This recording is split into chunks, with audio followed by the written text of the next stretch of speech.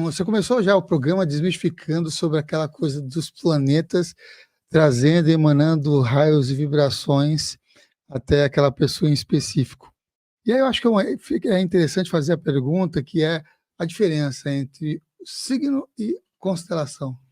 Então, constelação não existe na astrologia hermética. Então, a constelação, por que elas existem? Porque um belo dia, 4.000 anos atrás, 6.000 anos atrás, quando os anjos desceram, eles falaram, olha, a gente vai dividir o céu em 12. Aí o cara, eu não tenho instrumento para dividir o céu em 12. Aí o anjo deve ter falado assim, olha aquela estrela. Quando eu avançar 30 graus assim, tem aquela outra estrela, então isso aqui vai ser Áries. E aí eles pegaram aquelas estrelas que estavam naquele momento do firmamento, e eles chamaram de Áries. Aí, daquela estrela até aquela estrela eu vou chamar de Touro. Depois eu vou explicar o que é cada um. E assim sucessivamente. Então eles dividiram.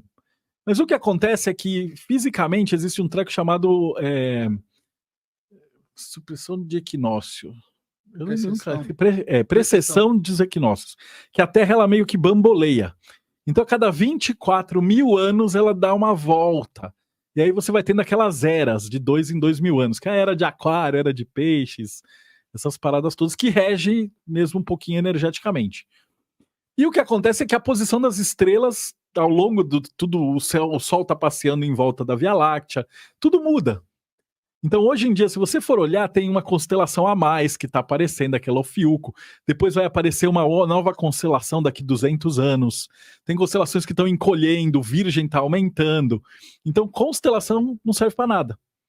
As estrelas no céu, elas apenas marcavam os pontos que aconteceu alguma coisa 6.000 anos atrás. Então, hoje, o que a gente usa? Graus.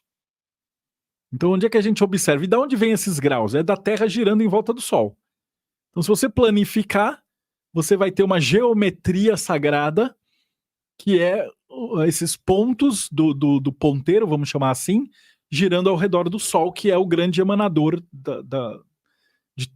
seria a divindade, né? Seria o que a gente chamaria de Deus ou Demiurgo, que é esse grande sistema solar.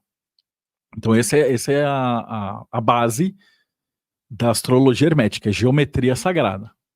Uhum. Historicamente falando, já que tem essa perspectiva, né, e depende de outras modalidades até de visões de outros povos que também estudavam astrologia, mas mais condizente com o que é mais conhecido na atualidade, quais são as pessoas que podem ser considerados grandes astrólogos e quando que ocorre uma certa cisão, até por conta disso que você acabou de falar, da diferença entre constelações e signo, entre a astronomia e astrologia? Bom, os primeiros astrólogos e astrônomos eram os mesmos. Então, eu acho que isso vai até quase o século XVI, XVII. A igreja tenta fazer uma astrologia católica, onde você não tinha 12 santos, mas você não tinha 12 signos, você tinha 12 apóstolos. E aí os planetas, eles representavam um santo, e aí você tinha uma virtude abençoada por um apóstolo. Mas aí não pegou não, e aí depois eles decidiram que isso aí era magia, e aí baniram de vez.